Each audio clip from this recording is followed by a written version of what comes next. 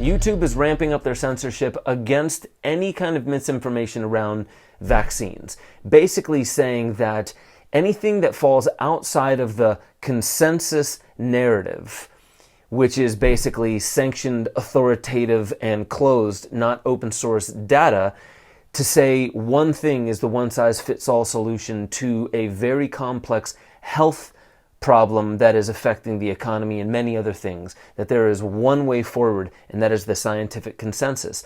So correct, so holistic, and so better than absolutely any other way of looking at health that we're not even allowed to hear opposing sides of the argument.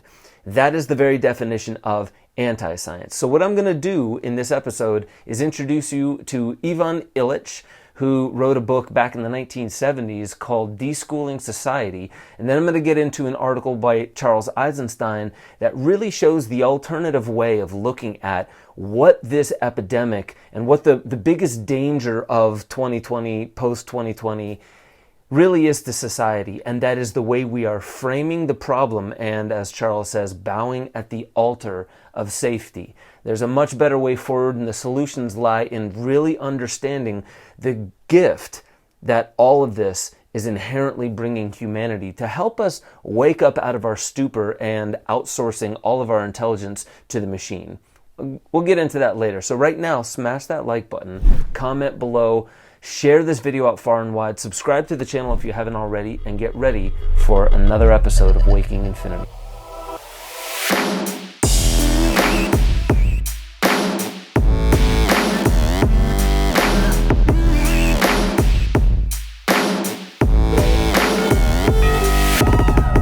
Welcome back to Waking Infinity News. I'm your host, Ben Joseph Stewart. And as I said in the intro, YouTube is ramping up their censorship.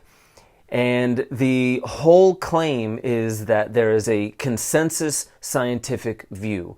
What does that mean? That means that there's a small knit group of people who claimed authority over data and the best science, even though science is really the pursuit of knowledge. That's really what it is. And part of what peer review is meant to do is also have other people poke holes in a viewpoint that explains reality, because we have this kind of notion that we could eventually land on one viewpoint or one singular thing to say where all of reality revolves around it. So as long as we adhere to that one singular thing, everything should be fine because we are adhering to science. So what I'm going to get into today is Ivan Illich wrote a book back in 1971 called Deschooling Society. Here's what he has to say. That schools and institutionalized value systems, which institutionalized value systems are the schools, and what these things create are physical stagnation, literally of the body, social polarization, cliques, and the normalization of finding your tribe, which I don't think is something that is anti-evolutionary. This is actually something of where we come from. But to stick with what he said, physical stagnation, social polarization, and psychological impotence. That's what Ivan Illich is saying, that institutionalized value systems, which are what schools are, produce in society. Dying and death have come under institutionalized management of doctors and undertakers. So we're doing death wrong, and we're also doing birth wrong, and what Ivan Illich is basically saying is we've done everything in between that wrong as well. I would say closer that we have a lot of room for improvement, and that's what we should be focusing on. How do we improve? Well, first you have to diagnose. What is the issue? That's what we're going to get into today. It's not one small microscopic little thing. It's the entire framing of what reality is and how health and wellness come to be. There's alternative ways of looking at this, but that's what's being censored right now. So go deeper into Ivan Illich. Modernized poverty combines the lack of power over circumstances with a loss of personal potency. This modernization of poverty is a worldwide phenomenon and lies at the root of contemporary underdevelopment. I'll go deeper into this. Poverty, and these are all quotes taken from the book Deschooling Society. Ivan Illich goes on to say, poverty, once it has become modernized, which it has become resistant to treatment with dollars alone and requires an institutional revolution. He says, only by channeling dollars away from these institutions Will we start to see their stranglehold over the way we evolve through our health and well-being as a species? Only by channeling those dollars away will we start to see the effect of releasing the rigors of an ill societal complex placed over top of people that we have to fit into even if we disagree. He goes on to say, no amount of dollars can remove the inherent destructiveness of welfare institutions either. Once the professional hierarchies of these institutions have convinced society that their administrations are morally necessary, think about that. The administration of welfare is morally necessary, not just a good thing, but necessary, then the poor in the U.S. inner city can demonstrate the fallacy, one which social legislation in a school society is built. He also goes on to say that between 1965 to 1968, over $3 billion was spent in U.S. schools to offset disadvantages of roughly 6 million children. But no significant improvement could be seen from the costly treatment in the direction of true benefit towards the disadvantaged demographics. Basically what he's saying is that $3 billion could have been better used restructuring the institutions rather than throwing money at a problem thinking that it's going to help. If you throw $3 billion into a broken framework, the framework itself is going to misuse and basically waste that $3 billion. If you fix the framework with that $3 billion, then anything you put into it on top of that is naturally going to start being more functional for society. Now I want to get into Charles Eisenstein's article, which is called Beyond Industrial Medicine. He says, normal has been the marginalization of holistic and natural healing modalities that offer effective treatments for COVID and most other conditions. And then he says, oops, that sentence will get this flagged as misinformation. Where's the data, Charles? Well, that is all part of the problem. Society has not devoted the vast resources into researching and developing herbal, nutritional, vibrational, and other unorthodox therapies that it has into pharmaceutical ones. They don't fit the funding system and they don't fit the paradigm. So evidence at the level of multiple large-scale, double-blinded, placebo-controlled trials is scarce. Moreover, since many alternative therapies depend on unique relationships between the therapist and patient, individualized treatments, or active work by the person being healed, they are inherently unsuitable for standardized trials. Industrial is all about standardization, control, quantification, and scale. So I like this last part. In the article, Charles says, I asked my wife Stella, an extremely effective healer, what she thinks healthcare could become, the highest potential of it. And she said, we recognize mind and body as a continuum. We don't see illness as a random misfortune. We know that resonant attention and the holding of space for emergent wholeness can heal, and that anyone can do this. We can return medicine to the people. And so he goes on to say, no authority during COVID has said, people are sick, they need more time outdoors. People are sick, they need more touch. People are sick, they need healthy gut flora. People are sick, they need water. They need less electromagnetic pollution. They need less chemicals in food.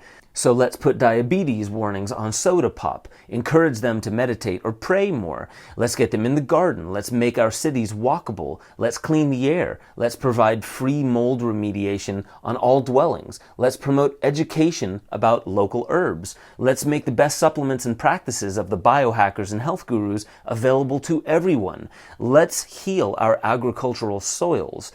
None of these are as hard as keeping every human being 6 feet apart from one another. So let's do these things. Let's remake society in the image with as much zeal as we remade society in the year of COVID. I really couldn't agree more with this, because this is showing that we've framed health and well-being in a political smear. If you think about it, everything's become left-right lately. And it's not talking about health, it's are you in this camp or are you in that camp? Because this camp is in power and they're going to start disadvantaging the other camp. And what's that going to do next year when the midterm elections, and then 2 years from there when the presidential elections happen again? Is it going to swing in the other direction and then all of a sudden there's going to be an all-out assault on the left? Is that going to make anything better? Are these assaults against the other political paradigm actually helping?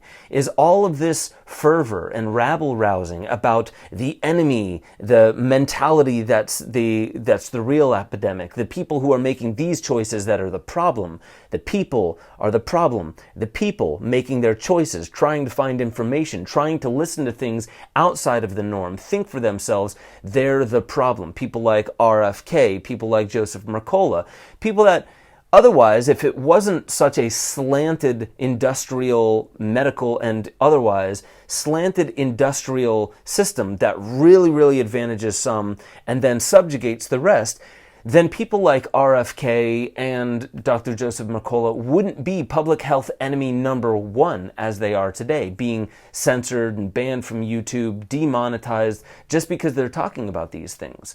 So that's my rant on it. I don't know. I'm not a doctor. I don't fit into that medical paradigm. I can't give you advice on whether vaccines are healthy, good for you, effective, ineffective. I don't really know. It's not my job to tell you that.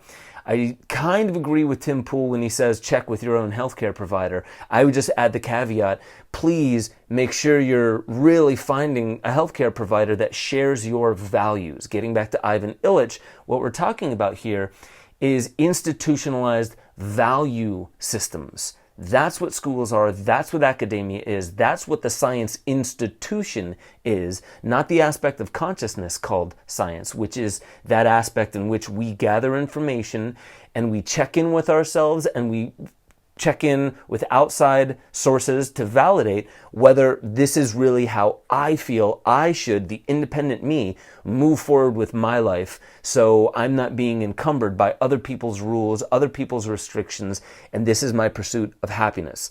That is still something that we have within us. We don't need a document to tell us we can pursue our own happiness. And part of that is health. No matter what other people say, it must be us taking our own health into our own hands. Otherwise, we're just outsourcing all of our responsibility to a nanny state. That's not a left or a right thing. That is what government does when it wants more power. It disadvantages the people and it gives us cookies and coins and rewards for outsourcing all of our own critical thinking and responsibility to the state, so we can never get out of that welfare institution. That's the last thing I want to say. The rest, other than one solution I'm going to give you, is going to be over at the deeper dive at benjosephstewart.com. The real solution this is why I like Charles Eisenstein's work so much, is because he shows that there are a lot of specifics to what we're talking about here. And you can talk about data this and numbers that. You know, you can bring in VAERS or you can bring in other kinds, the CDC and the WHO. And when you look at all those things, that is the little stuff. What we're talking about is really reframing the entire way we look at health. That comes with a new narrative, a new cultural paradigm, a story, or a myth. And what that means is the driving myth of our generation are as follows. In that article by Charles Eisenstein, he says the driving myths that we have today in our scientific and technological institutions is humans are separate from nature.